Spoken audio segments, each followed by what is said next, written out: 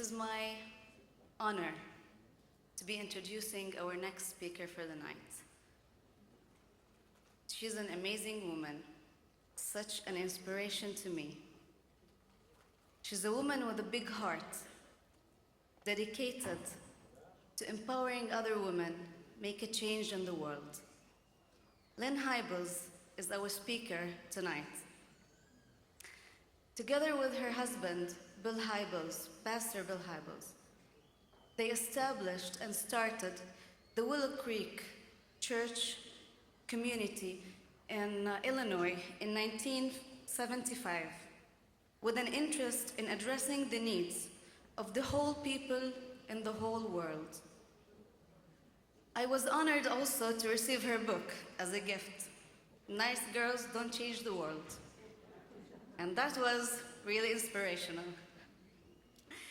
Lynne Hybels wrote this book, and for years, she has been involved with Willow's Ministry Partnership in under-resourced communities in Latin America and Africa.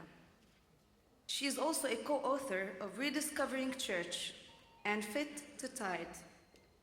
She has recently collaborated with the Willow Creek Association to produce Hope and Action, a DVD and participant guide that helps churches and small groups address the AIDS pandemic.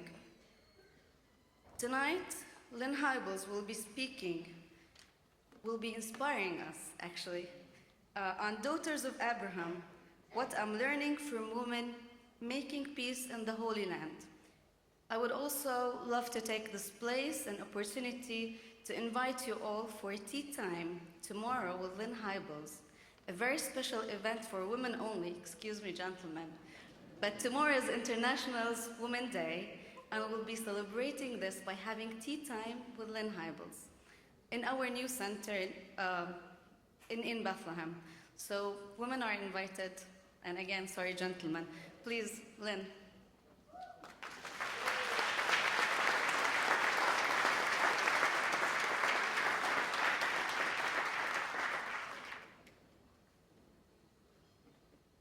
I didn't know that she was going to introduce me tonight. That was very meaningful. I love that young woman. It's been a pleasure to get to know her on my visits here, and so that was very meaningful. Thank you. I am really discombobulated tonight. Does this sound right? Is everything okay? Okay. You know, sometimes a talk just sort of falls together. I mean, I've heard that happens. I've never really had it happen. But then there are other times when you can't force it together. I mean, no matter what you do. And this talk, I have put it together in so many different ways, added things, thrown things out. I don't even remember where it ended up this afternoon. I don't know what I have here in front of me. So I'm feeling a little insecure to begin with. Then on the way over here, I ran into Tony Campolo, the master of encouragement, and said, "You better be good." Said, "We're expecting a blessing tonight." I'm like, "Oh, please don't say that, Tony." And then I saw Bob Roberts, you know, famous, wonderful pastor from Texas, and he said, "Okay, Lynne, go preach it tonight." Like, I don't preach, okay? I want to make that clear right off the bat. I don't preach, and I'm not preaching tonight. I don't even teach Bible studies, okay? That's not who I am. There's lots of great preachers here this week, and you've heard them and you've heard more, but I'm not one of them. I am a storyteller, and so I will tell some of my stories tonight. But I really am glad to be here. It's been a pleasure to be here after being here 2 years ago at the first Christ at the Checkpoint conference and seeing, you know, a big change, a great growth in numbers and also just in depth and relationship. And so it's great to be here. I've actually been here in Bethlehem 6 times in the last 3 years. And actually, I don't even really like to travel. But this place has gotten inside of me in such a way that when I arrive, I feel as if I've come home. And I think that's about having to do with having fallen in love with people And it's also about having a sense of calling from God. I have to say that 4 years ago, I thought I had a pretty good idea where my life was headed, and frankly, that did not involve the Middle East. My world was plenty big enough, but you know, God doesn't really care that much about what I think I know. And so he had other plans and made them clear to me, and so here I am again. And I can say very honestly that while I did not anticipate this journey into the Holy Land, it continues to be one of the best global journeys of my life. And I'm so grateful that I have the freedom to be here, not just at this conference, but at this point in time and space when the need to incarnate Jesus and the need to bring God's kingdom to earth and the need for the church to truly be the church is so great. I consider it a great privilege to be part of this. But it's not easy to be involved in this place. To be very honest, nothing has ever challenged and changed me as much as my journey to and through and around this time and place. It has been a time and place of awakening first, awakening to the fact that things are not as they should be here, and lots of people are getting hurt. And a time and place of anger about injustice, when intense feelings have been stirred inside of me. And a time and place where I have received a very definite call to action, where I realized that I did not have the option of being a disinterested observer here. God had bound my heart with people in this place and had given me a platform to use on their behalf. And I earnestly believe, and I still believe, that every path in my life had been leading me right to this time and this place. And for someone who had spent decades confused about what to do with myself and bound by all kinds of fears of all shapes and sizes, it was extraordinarily moving to be so completely captured and compelled by the people of this land and by the cause of justice here. But then, one day, 1 week, 1 month, not long ago, I was broadsided, humbled, utterly flattened, because I realized that there's a huge difference between being an angry activist and being a peacemaker. I'd become the angry activist, but that wasn't Jesus' calling. And I saw with stunning clarity that I was well on my way to doing more harm than good in this place, and adding more pain to people who have already suffered too much in Israel and in Palestine. The truth is, I had not listened enough, or learned enough, or practiced loving enough to be a peacemaker. And I want to say right up front that I don't know how to be a peacemaker today. I am barely at the beginning of learning what that means. At this point, I can see 3 ways that I can move closer to that, and I'm sure there are many others, but I know that there are at least these 3. First, I need to listen to people's stories, to more and more stories, from people I feel drawn toward and people I don't. From people I think I agree with, and those I'm pretty sure I don't. From people I sort of understand to those I just don't get at all. I need to look in their eyes and hear their voices and listen to their words, and then listen past their words. And while I'm listening, I need to pray to God to help me really hear. Second, I need to learn more. As an outsider coming into a different culture, I'm going to make mistakes all the time. I know I will. But the more ignorant I am, the more mistakes I'm going to make, and the bigger they're going to be. Engaging here has presented the biggest intellectual challenge of my life, and I need to keep learning if I want to be faithful to God's call. Third, I need to be spiritually transformed. As I was preparing for this trip, it's this third thing that really weighed on me. I need to be spiritually transformed. I need to be cleaned out, emptied out, and filled with something divine, something supernatural, something that's better than the stuff that I'm made of naturally. Several weeks ago, I prayed for a scripture passage to focus on as I prepared to come here. And the passage that seemed to be given to me was 1 Corinthians 13, the love chapter, the chapter that I think we too often use for weddings and too seldom use for real life. But I think the message in that for me is that I'm here this week to learn to love better. I'm listening to everything through that grid. How is this that I'm hearing now calling me or challenging me or enabling me to love better? To love Palestinians better and to love Israelis better. During my early trips here, I spent most of my time in the West Bank, and that was profound and wonderful, and I'm so glad I had the opportunity to do that. But at a certain point, a wise Palestinian friend of mine said, "You're spending too much time here. You need to spend more time in Israel. You need to listen to a broader range of voices." And that was true. So I've done that. On recent trips, I've met with secular mainstream Jews.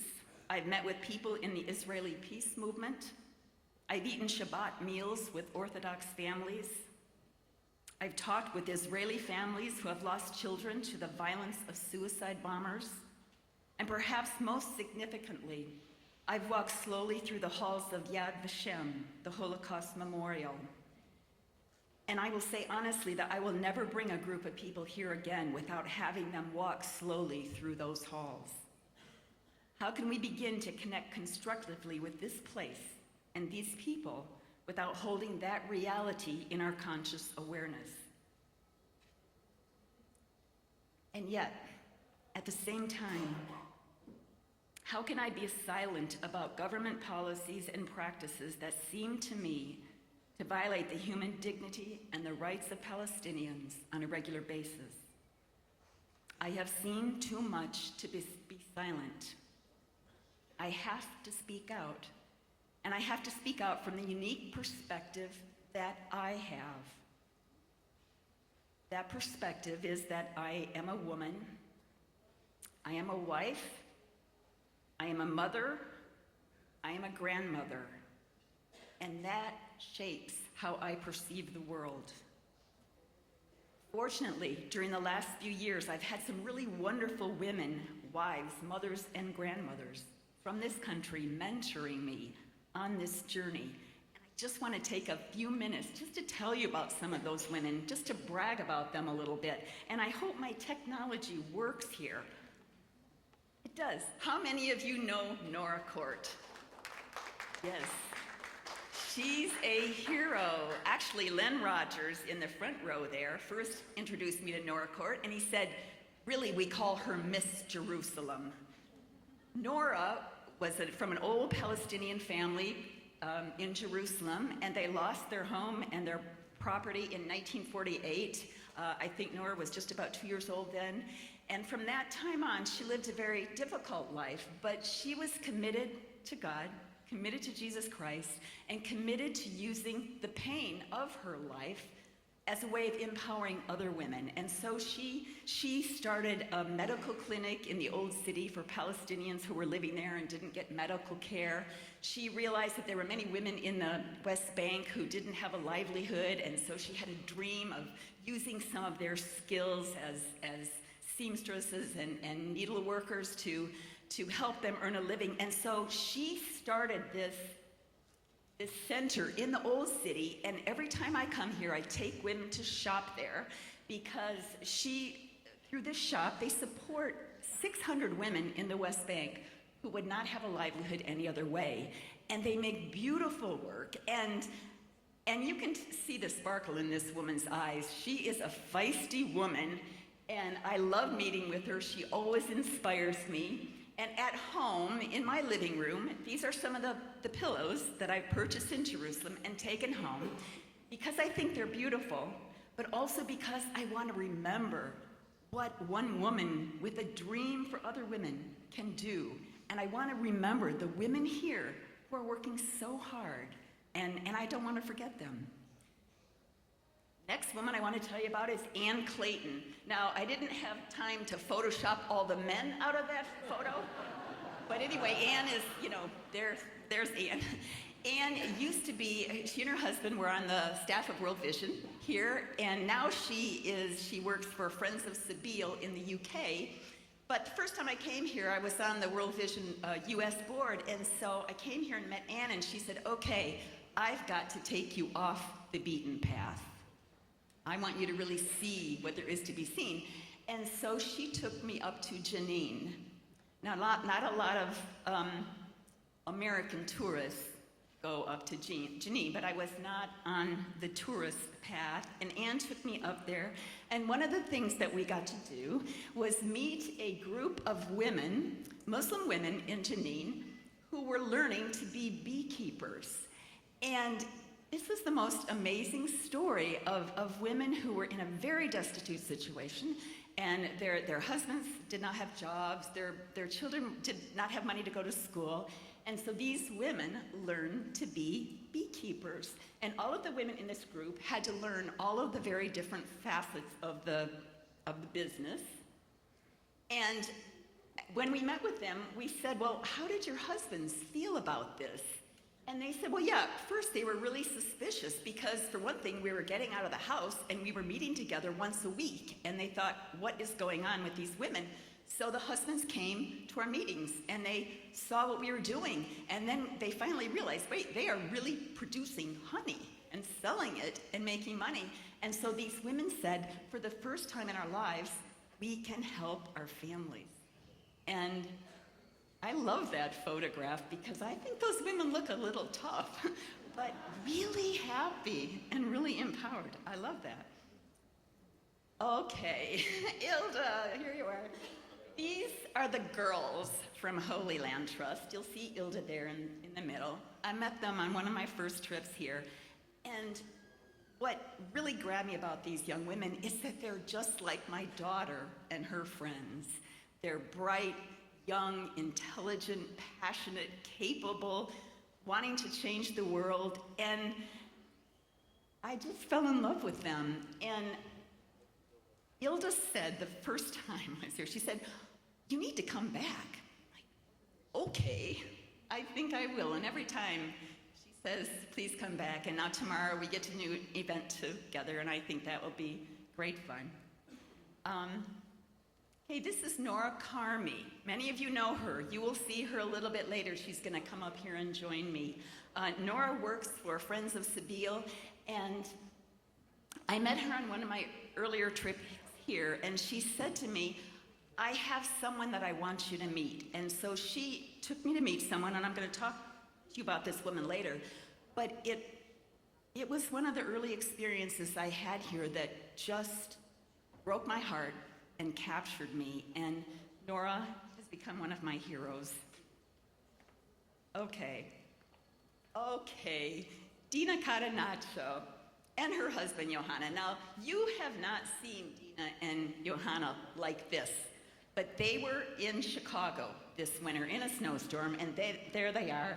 And I had the opportunity of interviewing them at an event in our church, and you know Johanna, you've heard him, he's brilliant and he's wonderful. You might not know Dina, and I gotta tell you, she's brilliant and she's wonderful too. And I told the women of my church that I was introducing her to, I said, this young woman would be a strong, powerful, dynamic leader in any church in the United States. And she is in an Arab culture, in Israel, in a minority situation, and she's the director of the Arab-Israeli Bible Society there, and she is a dynamic young woman who has a passion for using the scripture to impact the women and families in the Arab community in Israel. And I mean, you have to meet this woman. She's extraordinary. Okay, Jihan Nasser. Now, many of you hear about her husband, Daoud, and you should, because Daoud is absolutely phenomenal, and what they do out at Tent of Nations is amazing. But Jihan has a ministry to women in the village of Nahalin, I'm probably not saying that right, But Daoud was telling me, he was bragging about her and what she does with the women in the village. And he said, 2 years ago, I think she was teaching in Bethlehem at the Bible College and the Lutheran College. And Daoud said, I told her that sometime she's going to be teaching the women in the village. And she said, no way. But now 2 years later, she's doing that. She has a dynamic ministry there. And I love that story because so many times in my life I say no way. I think a lot of women say no way because we're afraid or we think God can't really be calling us to do that. And I love the fact that Jihan said no way, but then she pushed through that and she's doing something extraordinary. Okay, this is Salwa, and I know I can't even try to say her name, but she is a Palestinian Israeli who lives in Ramallah, and she's a social worker. She works with children and advocates on behalf of women and children. And I just got to know her recently, and actually yesterday she took me on an adventure that I will be telling about later too. But these women are my heroes. And each time I come here, the list of my heroes grows and grows. Months ago, when I decided to talk about women, I didn't realize I had forgotten that tonight would be the eve of International Women's Day, as Ilda said, March 8 tomorrow. And I didn't realize how appropriate what I was being.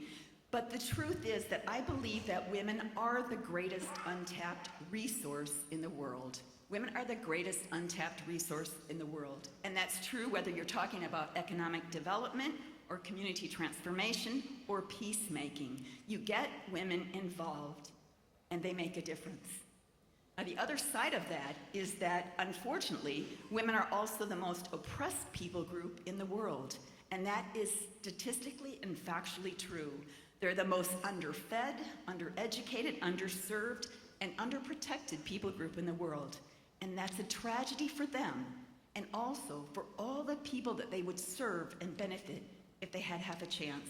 And so to invest in women here, whether it's in economic development with women who are just not making ends meet, or with making sure that women are around the tables where decisions are made, this is worth investing in. It's worth doing.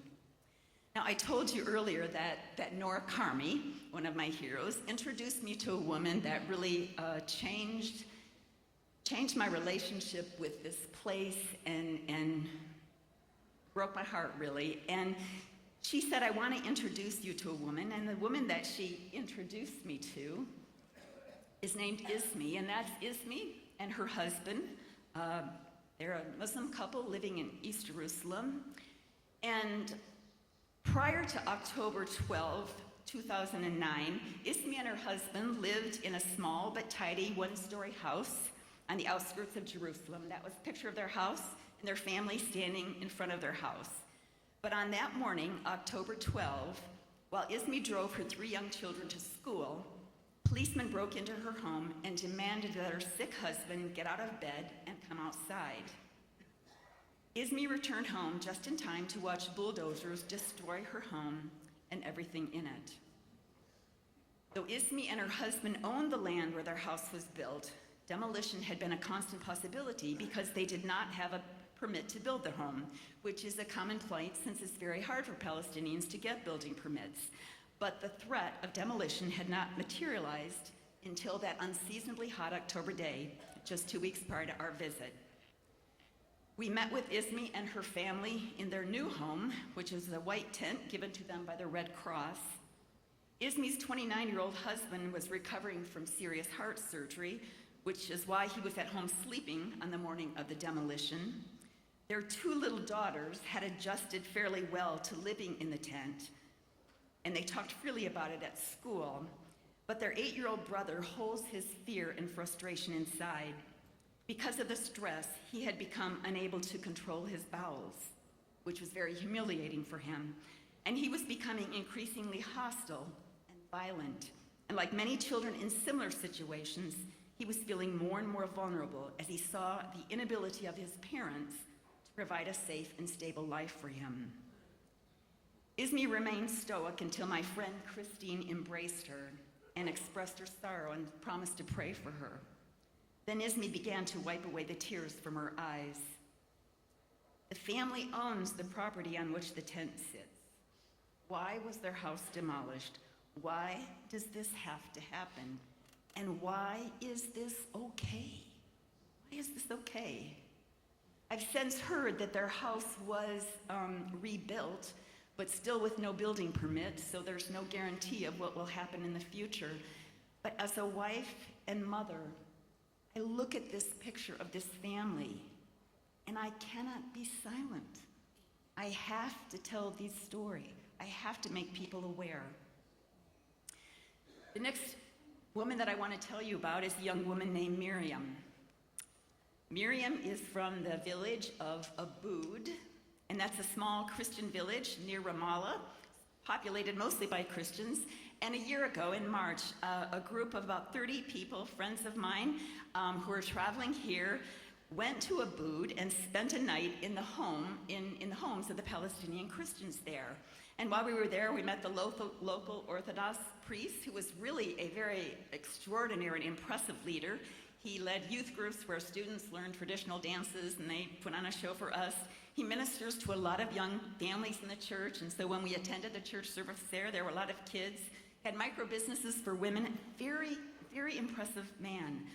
But the main claim to fame in Aboud is the hospitality. The hospitality. As you all know, Arab culture is known for its hospitality, and in Aboud we were graciously served. On the other hand, it was a bit of an adventure, our visit to Aboud. Some of us ended up in homes where no one spoke any English. Others of us had to sleep in cozy beds, smooshed together with our new friends, because that's all the room there was, and that seemed appropriate. Personally, I was invited to share a bed with a 20-year-old Palestinian Christian girl named Marian, who knew a little bit of English. I will confess I was a bit put off by the sleeping arrangements, but in the end it wasn't an issue because I discovered that Miriam's mother had just died a year earlier, and Miriam was lonely and just needed somebody to sit up late at night and look at the photos of her mother before she died, and of her sister's wedding that her mother did not get to attend. So rather than trying to sleep, we looked at photos and tried to talk. And that night, I had one of those experiences where suddenly the general becomes very specific. Big issues become very personal. Theoretical analyses shrink down to the daily life of one girl.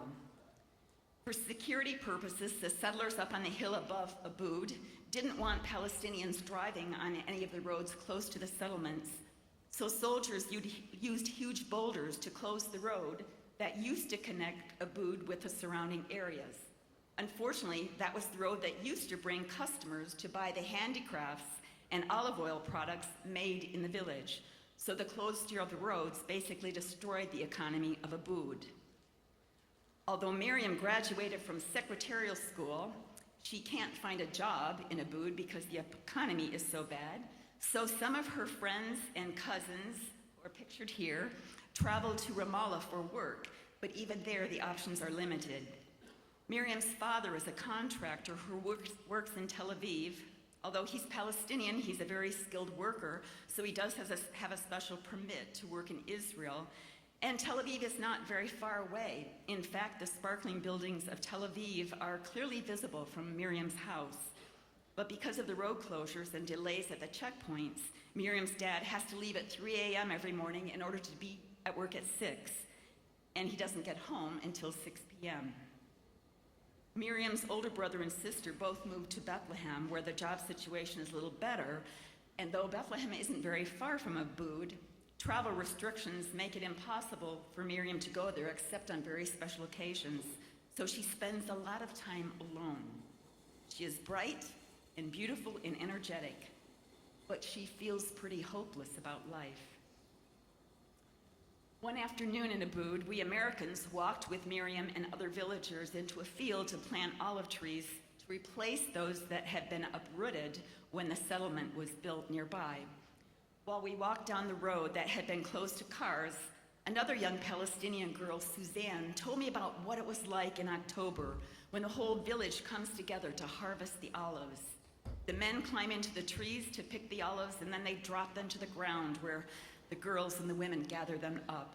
And she said it's like a huge party, so festive, with people sleeping under the trees at night so they can get up early and work in the morning. Unfortunately, the olive fields of Abud are shrinking with each new parcel of land that's taken for settlement expansion or for settler-only roads. So while we planted the little olive seedlings, Israeli soldiers sat on a hilltop and watched us. The following week, after we were long gone, a group of villagers went alone to the field to replant more trees, but that time the soldiers didn't just watch. They came and uprooted the trees and told the villagers to go home.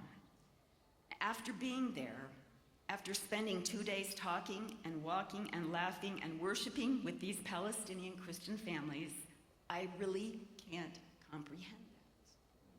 And I can't be quiet about that.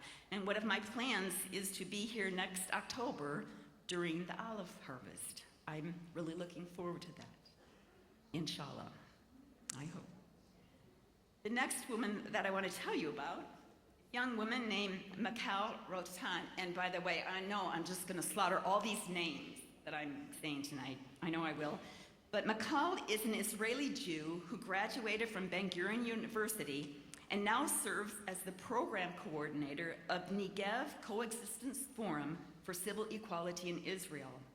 Much of her work involves peaceful advocacy for unrecognized Bedouin villages in the Negev. And I actually first met Michal, strangely, at my house in Chicago. I heard that she was passing through Chicago with a group of Bedouins from Israel, and so I invited them to stop by. The story is a little more complicated than that, but not much. That's pretty much how it happened. So Michal and several of her Bedouin friends from Israel sat around my dining room table to get acquainted with some of my friends. And the first thing Michal said to me was this: I didn't think evangelical Christians cared about Bedouins. And I said, I don't know what you're talking about. And she said, well, there are tens of thousands of Arab Bedouins living in the Negev who are Israeli citizens, but they live in villages that are unrecognized by the state of Israel, which means that those villages are not part of the social or economic infrastructure of the country, and so they get no services like health care or good education system or water. And so the Bedouins live in very desperate poverty. And what's more, many of them are being forcibly moved off of their land and moved into urban areas, which totally disrupts their traditional lifestyle. But the land is then given over to Israeli forest projects or to settlement expansion. And I said, well, that's really sad, but what does that have to do with evangelical Christians? And she got out of her computer and opened it up to a YouTube video, and it was a video about Christians from America giving millions and millions of dollars to buy millions of trees to be planted on land where the Bedouins lived so that they can make the desert blossom. And these people don't realize that the land that's being planted is the land that the Bedouins have been living on. And I said, I just find this hard to believe. And she said, well, why don't you come and see for yourself? And so I did. This is what used to be the village of Al-Araqib. It's a village, a Bedouin village, that's been demolished over 20 times just in the last couple of years. And every time the bulldozers come and knock down the tents, the villagers go and build them up again. And she introduced me to one of the elders of the village, this gentleman that led us around the land and picked up little pieces of garbage that had been, part of their homes, their household goods. And just kept trying to make me understand, picking up this soil and saying something and just wanting me to get what he has lost, what it means, and how tragic it is for him. And I said, well, you know, I really don't think these people who are giving money to do this know what's being done. I don't think they know the truth. And so Mikkel said, well, then why don't you tell them? And I keep hearing that over and over again, why don't you tell them? And so that's what I'm doing. I'm telling that story. This is a tragedy that's going on right now.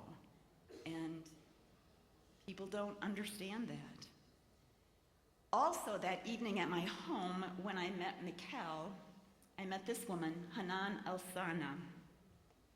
Hanan is a Bedouin woman. She grew up in one of the traditional unrecognized villages in a very traditional Bedouin home. But you can see these are her two sons. You can see the fire in her eyes too. She's a lot like Norcourt, I think. When she was a little girl, she said to her dad and to her brothers, I am going to get an education and you are not gonna stop me. And she managed to get an education. Today, she is the Director of Education and Community Development at the Sidra Association, and through her projects, over 3,000 Bedouin women have been engaged in literacy, leadership, and rights education, and have become empowered individuals and agents of change in their communities. She also spearheaded the establishment of the first women's community center in an unrecognized village, and one of the, she refused to take no for an answer. One of the projects in this unrecognized village is this Lakaya weaving enterprise where these women do this beautiful traditional Bedouin weaving, and we visited them and had tea with them and saw them at work, and it was very exhilarating. See the excitement in these women believing that now they can make a difference. And this is some of the weavings now hanging on my dining room at home. And I showed this picture to Hanan later, and she said, oh, I can't wait to show that to the women, to know that you have really turned their work into art, as it should be. And I just love having that there in my home to remind me, and for when people ask me, oh, where'd you get that? I get to tell them this story. Now, another woman I want to tell you about, and I know we're so late. I'll talk faster, but I can only hurry up so much because I have to show my slides. I love my slides. I've never used slides before. I'm so excited. So, okay, I have to use my slides. Where I am now, I'm really lost. Okay, this woman is named Hamadi, and I visited her yesterday in a little village not very far from here. She has 6 sons and 2 daughters and a husband, and 4 of her sons have been arrested numerous times for throwing stones or participating in nonviolent demonstrations, just kind of being in the wrong place at the wrong time. And the demonstrations that they have participated are demonstrating against the taking over of the village vineyards by the local settlement. And recently, the reason that we were there is a social worker took us there because recently her 15-year-old son has been arrested. And this is a pattern that has been documented so many times of young Palestinian children being arrested and being arrested in the middle of the night. And this woman told me the story of her son being arrested at 2:30 a.m. They heard the soldiers outside, and they came in and got her son and brought him out. This is 2 of her sons and her little daughter, and I did not show the photo of her son who was just arrested because I don't know if that's a wise thing to do for him. But she told me that as a mother, in the middle of the night, when her son was, the soldiers were there, they were taking her son outside, and it was a very cold night, and we met him. He's 15, but he looks about 12, a very slight boy. she said he just had his thin pajamas on, and it was so cold, and they took him outside, and I just kept saying, it's too cold, you can't do this, you have to let him put some clothes on. And she said, I know that wasn't the most important thing in the world, but just as a mother, that my little boy was cold. And so she said, I kept trying to talk to the soldiers, and they say, woman, stop, you talk too much. And finally, one of the senior, officials there said, look, lady, what is your problem? You're talking too much. How can we get you to be quiet? She said, just let me get some clothes for my boy. And so she did. She took clothes and got clothes for him, and then they took him away. And the social workers who were there with us that day, yesterday, while this woman was telling us about this, told us that, 500 to 700 Palestinian children are arrested like this during the course of a year, many during the night like that. And if I had time to tell you the whole story, it's extremely traumatic. And the long-term damage is very severe in terms of breaking the spirit of these young kids. And at the end, it was very hard. It was very hard to sit here because the husband was there, all the kids were there. At one point, my friend said to the husband, what gives you hope in this situation, this life you're living? And he just said, I don't really have any hope. He used to work very hard. Now he has no job. He's got 3 adult sons who don't have jobs. It's very hopeless. And at the end of the conversation, she just looked at me and she said, please feel with us. And when I went to bed last night, that phrase was haunting me, please feel with us. And then I was thinking about our conversation again. I remembered something else that she said. She said that last year when her older son was imprisoned for 10 months, and she didn't get to see him all during that time, except one time, an Israeli Jewish woman who works for Peace Now, a peace organization, got a permit for Hamadi to visit her son and took her to visit her son. And she said, that Jewish woman felt with me. And she helped me. And she had tears in her eyes as she said that. And I thought, power of one woman to feel with another woman, to do what she can. It makes so much difference. And then later I thought, actually there are a lot of women, a lot of Israeli Jewish women who feel with women like Hamadi and Miriam and Ismi and many other women I've met. And I just want to end tonight by mentioning a few of these women that I've got to know in the last 6 months that I respect so much, and now they have been added to my list of heroes. This is Robbie Dowlin, and many of you know Robbie. She grew up in South Africa, then she moved to Israel in 1967 because she fought for justice in South Africa, and then she came to Israel and wanted to fight for justice here. She said, I thought I'd come there and solve this conflict. And she didn't, of course, but ever since then, she's had sort of a love relationship with her homeland. She said, I love having homeland for the Jewish people. I am one. I love being here, but I hate the oppression of the Palestinian people. And she said, Israel will never be free until the Palestinians are free. Well, Robbie's son, David, was called into the military, as all Israeli kids are, but David shared Robbie's perspective about the occupation and would rather have gone to jail than to serve in the military, but he knew that as soon as he was released, he'd just be posted somewhere else. And so in the end, Robbie and David agreed that it would be better for him to serve as an officer, and as she said, set an example by at least behaving like a human being. And so David fulfilled his military service, but then in 2002, he was called up again to the reserves. And so again, he and Robbie decided that he would serve as an example. But as a soldier, Robbie says, he was a symbol of the occupying army. And so on March 3rd, 2002, 28-year-old David Damlin was killed by a Palestinian sniper. Robbie said, I was beside myself with grief. I had all the good things in life, but suddenly all of it meant nothing. I had lost my son, and there was no pain that has ever been that way. she closed her business and she began meeting with a group called the Bereaved Parents Circle, and that's 600 Israeli families and Palestinian families who have all lost their children to the violence. And she said, I realize that the pain I feel is the same as the pain this Palestinian mother feels, and that as we speak together, as we meet together and share one another's grief and work toward peace and then speak out about this, we can make a difference. And she said, you know, yes, it's the most painful thing I've ever experienced, but what do you do with this pain? Do you seek revenge, or do you think creatively?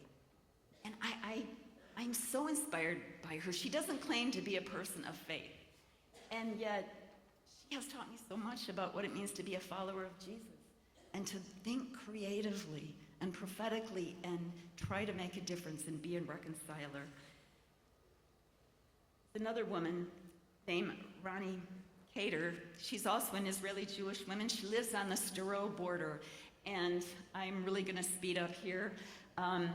She lives in a situation where she is, you know, there are rockets falling there often. That's been kind of the scene of that, where that's been the worst. And her children are very angry, and angry against the Gazans and angry against all the Palestinians. And yet Ronnie remembers back before 2000 when she and her Gazan friends, you know, used to go back and forth across the border, and they would celebrate together, and they had relationships. And so she says, I refuse to give that up. I refuse to let that happen. And so she continues working with an organization that plans seminars with people from Gaza, and when Gazans have to come to the West Bank, to Israel for medical care, Ronnie and her friends drive them, and she said, we cannot let this dialogue die. We can't let go of the relationships. And we, the common people on the ground, have to make our leaders pursue peace. We have to model it in our relationships. Oh, yes. And her kids say that she's crazy for believing in peace. And she says her kids are crazy to think that violence will ever solve anything. And so she's another one of my heroes. Hagit Ofren works for Peace Now in their Settlement Watch Department. She monitors the development of the settlements and the violation of Palestinian property rights. And I met with her in November, and right at that time when I was here, she had been getting death threats from extreme Israeli settlers who were so angry because she was advocating for the property rights of the Palestinians. And she said, you know, I can't worry about that. She said, we have a voice, and we must raise it. Decent people shouldn't be afraid to raise their voices. And I tell myself that over and over again. That's what we all need to believe and live according to. This is Dahlia Schindlin. She's a journalist, a researcher, a professor in Israel, and she has written extensively about the plight of Palestinians. And she's directed her writing to Jews in Israel and also to American Jews. And just recently, she's been getting really criticized by American Jews, saying, how can you do this? How can you say these things? But she said, I can't stop saying these things. She said, we need to just speak and keep speaking. Ignore the bullies, let them scream. And I think that's good. We need to ignore the bullies, let them scream. We need to speak up. This is Mikhail Vassar. She lives in a kibbutz near Sderot. She's a high school teacher, and she teaches out of a textbook that is a joint narrative, telling the Israeli narrative and the Palestinian narrative. And this was produced by a group of Palestinian and Israeli teachers. But from what I understand, it's been banned kind of by both Israeli and Palestinian ministries of education.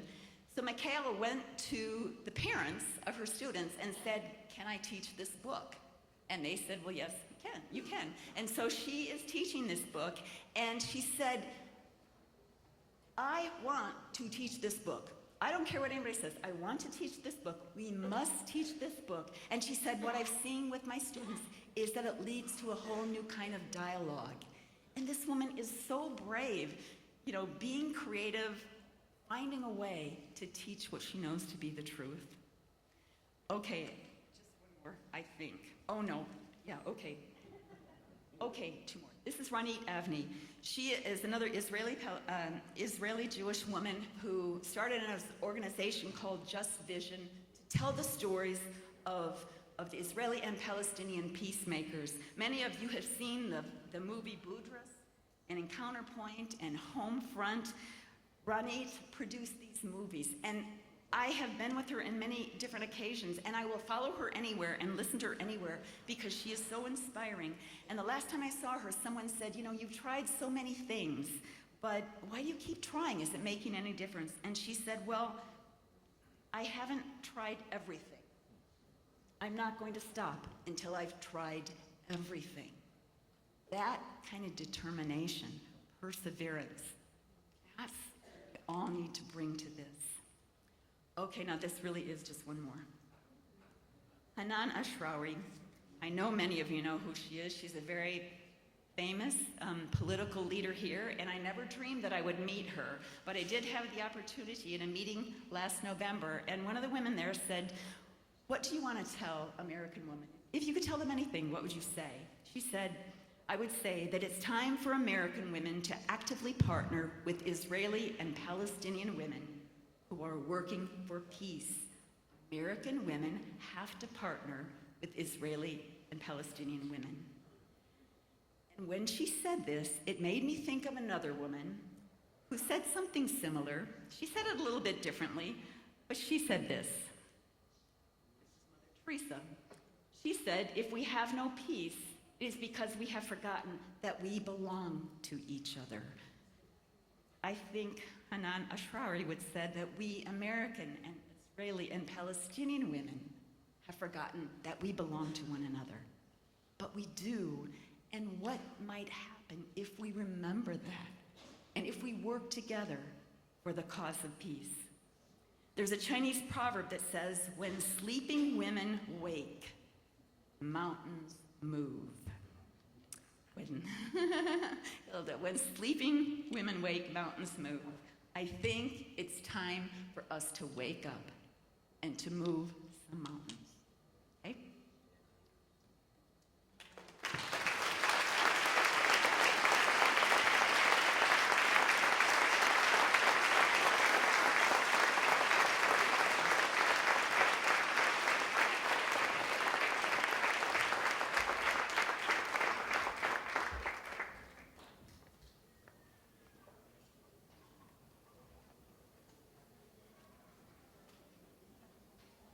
Thank you. Thank you, Lynne, for the stories. And thank you for your story as well. Just offer her a small gift from us.